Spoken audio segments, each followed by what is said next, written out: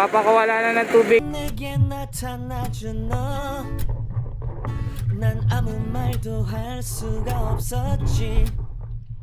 첫눈에 반한다는 이야기가 널 보는 순간 이해가 됐어. 매번 야야야. I love the New Manila.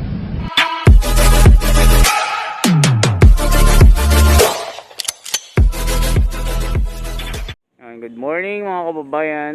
Ngayon ay January 12 at 7 AM. At i-update ko lang po kayo kung ano po yung nangyari ngayon at kahapon. Diba yung mga tapal-tapal eto na. Yung Tapal King. Si Sexy Mato talagang hindi na inabot ng bagong taon ito. Tinapalan po talaga ito. At concrete na po siya.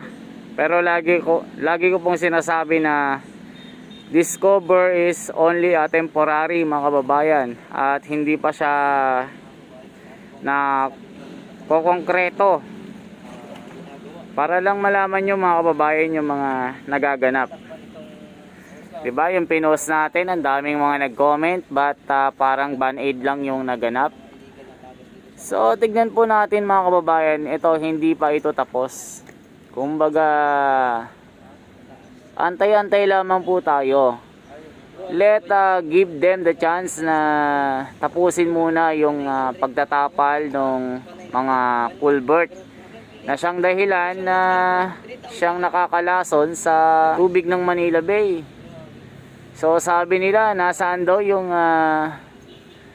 condominium na tumatagas na yung mga lababo at mga CR nila. Mga kababayan, understood na yan na nagbabara na yung kanilang mga lababo. Syempre na natakpan na po yan So ibig sabihin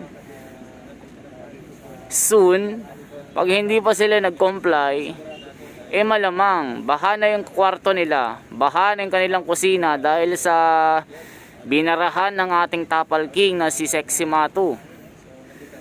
So ganyan po ang naganap. So lahat po ng mga na discover po natin ng mga tagas-tagas dito, alam nyo na ganito po yung magaganap. Tatapalan ng tatapalan para hindi na umagos dito.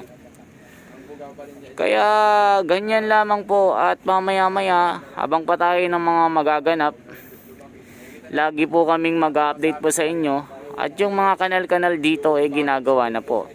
At may mga parating na mga trabahante na mahigit 50 katao upang tapusin yung kanilang due date na 1 buwan. So tara, tignan natin yung mga kanal-kanal.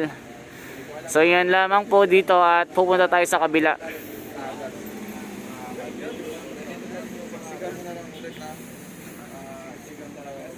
At the same time mga kababayan, nandito yung mga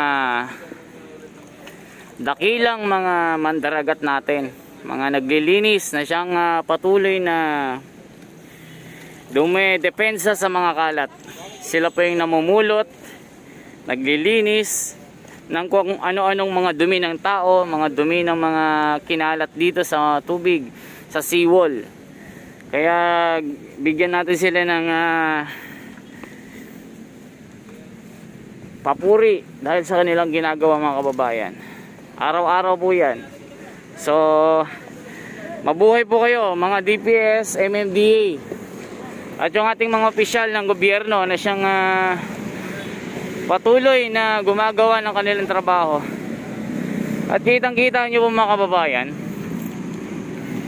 tinanggal na po lahat ng mga cover dito. Ayan po siya. Diba nakita nyo kahapon na sumusuot pa ako? Ngayon hanggang dun pa meron pa silang tinatanggal. So ano kayang itsura mga kababayan?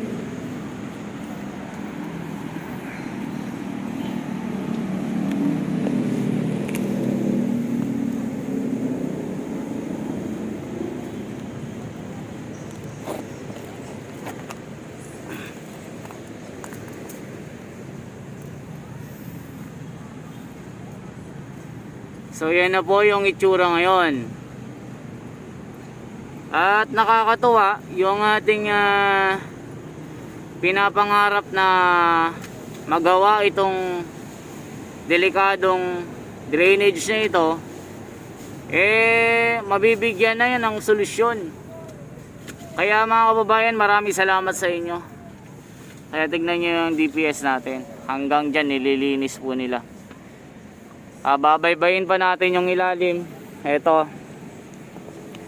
So hanggang doon, makikita nyo, tanggal na yung mga takip-takip. Kaya antayin nyo na makoberan po ito lahat at maayos ng maayos nang wala nang madisgrasya pa dito. So punta tayo doon sa kabila. Ganyan po yung pagbibigay po natin ng mga update everyday, para hindi kayo mahuli ano na bang natapos, anong nagawa, ano na ba yung mga natapalan, nabisita na ba ng ating mga opisyal yung mga na-report na mga tagas na mga illegal, yung mga maiitim na tubig na patuloy na dumediretso sa Manila Bay, na yung kanilang tubo na illegal ay wala pong STP na siyang nagiging filter ng tubig para dumaloy sa Manila Bay. Kaya dito tayo, bantay sarado. Ituloy po natin yung laban mga kababayan.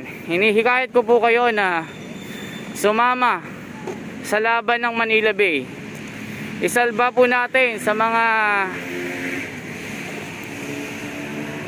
taong mapagsamantala na kumita lang po sila dahil po sa mga waste po nila na direktang umaagos sa Manila Bay. Kaya tayong lahat ng mga Pilipino na gusto ng pagbabago, lalong lalo na makita pa natin ng Manila Bay na maging malinis, buhay pa yung mga isla, lalong lalo na sa mga susunod pang henerasyon ng ating pamilya, ng ating angkan, ng mga saling lahing mga Pilipino, madatnan pa nila yung Manila Bay na talagang may pagmamalaki pa, lalong lalo na sa mga dayuhan na nagpupunta at bumibisita dito sa lugar na ito. Ngayon lang po nangyari ito after President Marcos. Sabi nila noon, nung inis na malinis ang Manila Bay, pero nung wala na siya, napabayaan na po. And now, nung time na ngayon ng ating Duterte administration, talagang pinagbigyan ang hiling ng bayan na talagang linisin ng Manila Bay. Kaya ito, pati kanal, nabigyang pansin na rin, dahil lagi kong sinasabi sa inyo na malapit sa disgrasya ang mga kanal na yan. Pag hindi inayos, alam nyo na, isang paa nasa hukay. Talagang hindi po natin titigilan hanggat wala po tayong nakikitang mga natapos dito. At ito nga yung may bago silang equipment. Ayan yung pang basag sa mga bato-bato. At ito yung filter area kung saan dito dapat nadaloy yung mga kanal-kanal ng mga restaurant dyan, para ka malinis at ma-filter, para pagka dumaan na sa Manila Bay, malinis na. Hindi gaya ng ilan na puro langis, puro sebo, na kung ano-ano pang mabaho ang makikita. Ito yung filtering stage mga kababayan.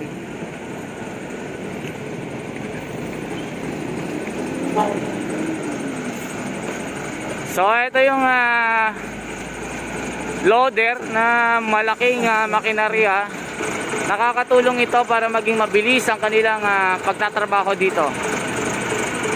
Kaya wag po kayong mawawala mga kababayan. Samahan nyo po kami sa samahan nyo po kami sa labang ito. Kasi kung wala po kayo, hindi po kaya ng gobyerno. Tayo po ang isang pangunahing tagapagligtas ng ating kalikasan. Kaya maraming salamat sa mga patuloy na naniniwala at patuloy na sumusuporta po sa channel na ito. Hinihikayat ko po kayo na patuloy kayong sumama sa diskusyon, mga opinion na binibigay nyo. Magbigay kayo ng mga recommendation para tuloy-tuloy ang pagbabago sa ating bayan. At kitang-kita nyo mga ibon, ang dami-dami na naman. Ayan, dami na naman nila. At nagpakawala na dito, nagpapakawala na ng tubig. Pero hindi natin alam mga kababayan kung malinis ito. Ayan o, parang nafi-filter na siya mga kababayan kasi hindi na siya kulay itim.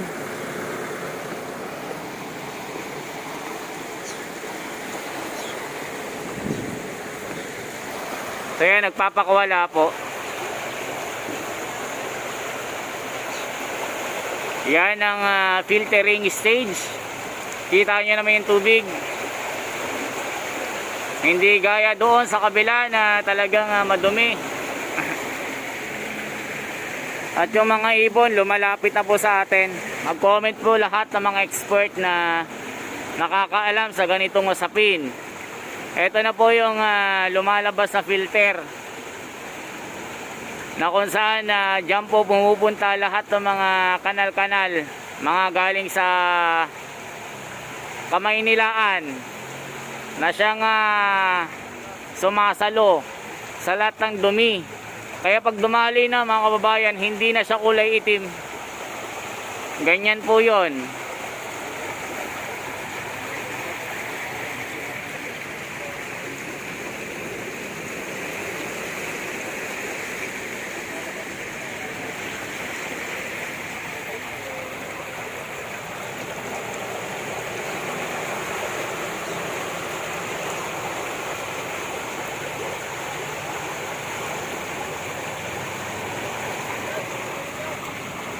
So comment down below mga kababayan kung ano pong masasabi nyo po dito. Ito na po yung galing sa STP na tubig, na siya namang lumalabas na dito sa bukana ng Manila Bay. So once again, salamat po sa inyong lahat, sa inyong pagtangkilik. Mabuhay po. This is Esme TV ko, na patuloy pong nagbabantay po sa kaligtasan po ng ating kalikasan. Manila Bay, save it before it's too late mga kababayan, for the next generation. Mabuhay po.